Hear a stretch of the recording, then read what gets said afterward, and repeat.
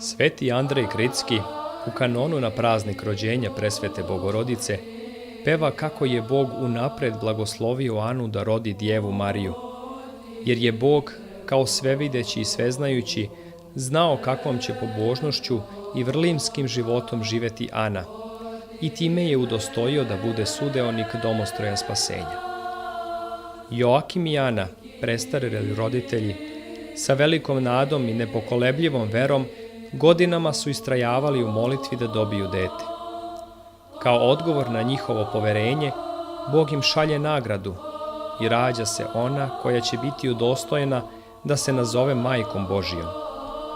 Uverivši se prethodno u nemoć i slabost ljudske prirode, oni kroz potonju plodnost u svojoj starosti bivaju uvereni u svemoć i beskrajno milosrđe Božije.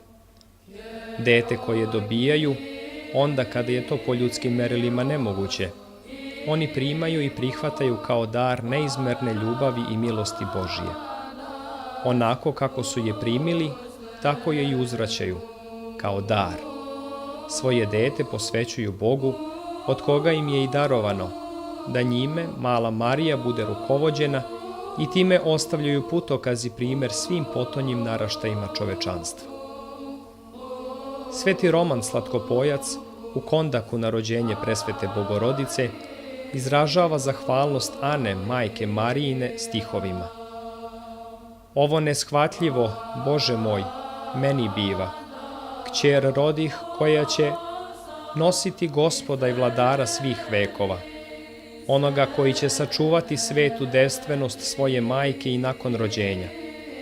Nju, milosrdni, prinosim Hristu Tvome, onu koja će postati višnji dverima Tvojim. Nju s radošću rađa nerotkinja, Bogorodicu i hraniteljku života našega.